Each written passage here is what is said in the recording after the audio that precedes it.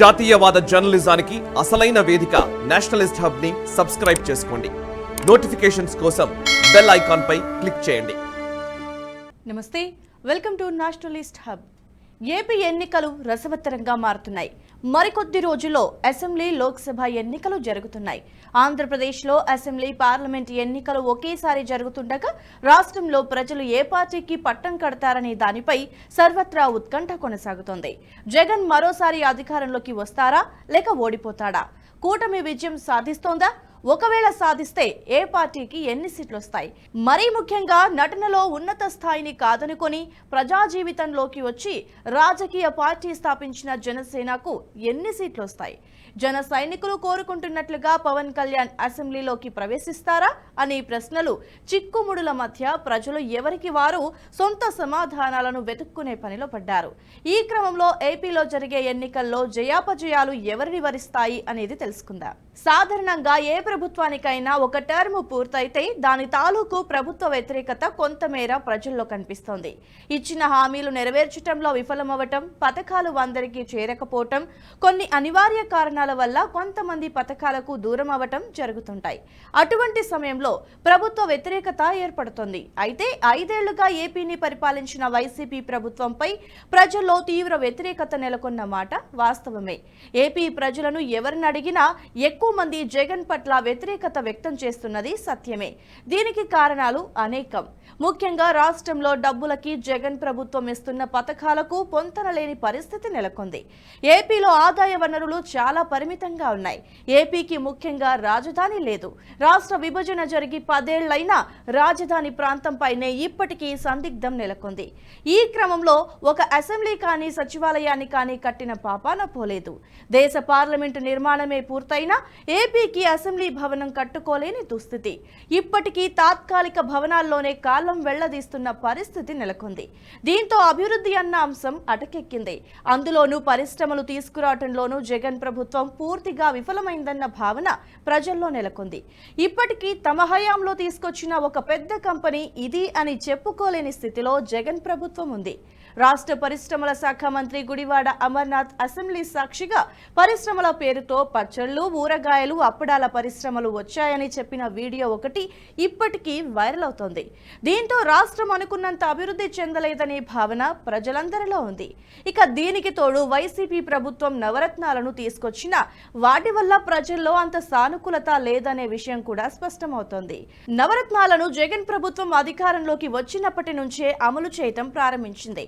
మొదటి విడతలో చాలా మంది లబ్ధిదారులు ఈ పథకాలను అందుకున్నారు. కానీ 2వ విడత, 3వ విడత నుంచి ఇందులో లబ్ధిదారులని తొలగిస్తూ వచ్చింది ప్రభుత్వం. కరెంటు బిల్లు ఎక్కువగా వస్తుందనే కారణంతోనో, ఇంటి స్థలం ఎక్కువగా ఉందనో ఎన్నో కారణాలను సాకుగా చూపి లబ్ధిదారుల సంఖ్యను ప్రభుత్వం తగ్గిస్తూ వచ్చింది. దీంతో ప్రజల్లో కాస్తంత వ్యతిరేకత వ్యక్తమైంది. అంతేకాదు, జగన్ ప్రభుత్వం తమకిస్తున్న పథకాల కంటే పన్నుల రూపంలో తమ దగ్గర తీసుకుంటున్నదే ఎక్కువ అనే భావన ప్రజల్లో ఉంది.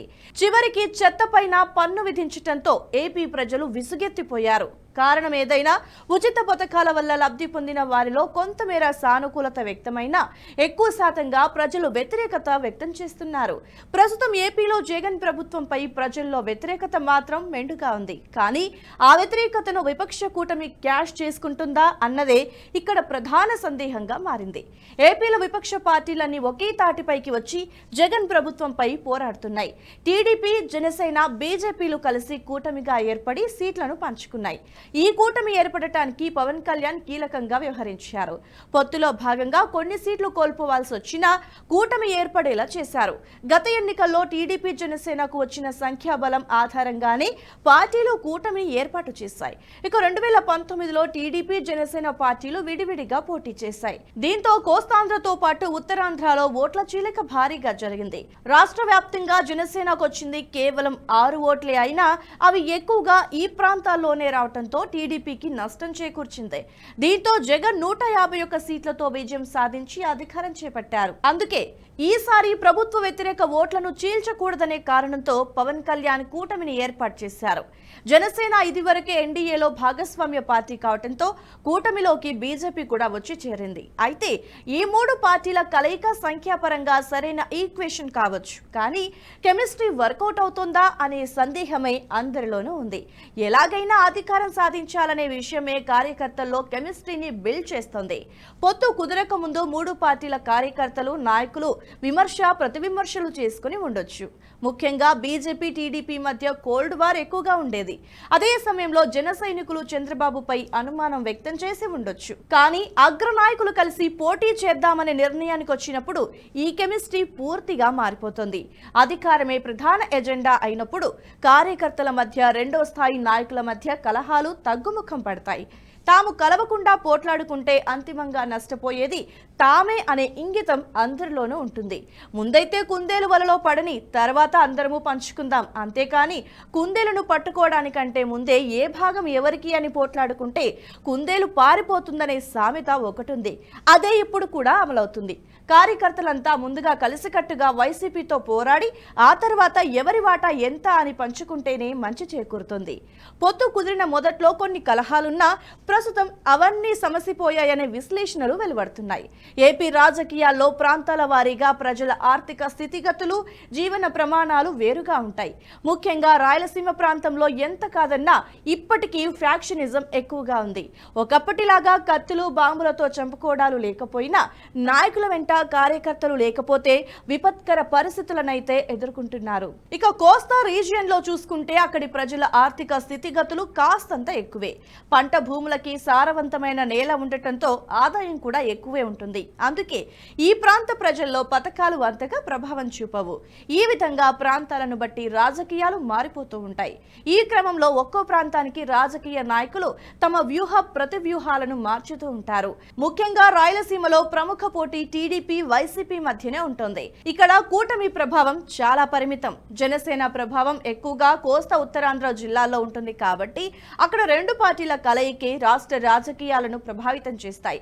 అయితే ఇది ఎంత మేర వర్కౌట్ అనే దానిపై కొంతవరకు సందేహం నెలకొన్న సంగతి మాత్రం వాస్తవమే. ప్రస్తుతం ఏపీలో జరుగుతున్న ఎన్నికలు అన్ని పార్టీలకు ప్రధానమే. జగన్ గనక ఈసారి ఓటమి పాలైతే మళ్లీ నిలదొక్కుకోవటం కాస్తంత కష్టమేనంటారు విశ్లేషకులు. ఏ పార్టీ అయినా మొదటి టర్మ్లోనే అధికారాన్ని కోల్పోతే భవిష్యత్తులో నిలదొక్కుకోవటం కష్టం. అందులోనూ గత ఎన్నికల్లో 151 సీట్ల భారీ మెజార్టీతో గెలుపొందిన పార్టీ ఒక్కసారిగా అధికారాన్ని కోల్పోతే ఇక భవిష్యత్ కష్టమే. మరోవైపు చంద్రబాబు తానే అన్ని అయి పార్టీని నడిపించే ఎన్నికలు బహుశా ఇవే చివరివి కావచ్చు. వయసు రీత్యా వచ్చే ఎన్నికలకు చంద్రబాబు ఇంతటి స్థాయిలో ప్రచారం చేయకపోవచ్చు. ఆ సమయంలో లోకేష్ పూర్తి బాధ్యతలు తీసుకునే అవకాశం ఉంది. అది జరగాలంటే టీడీపీకి అధికారం ఉంటే తప్ప జరగదు.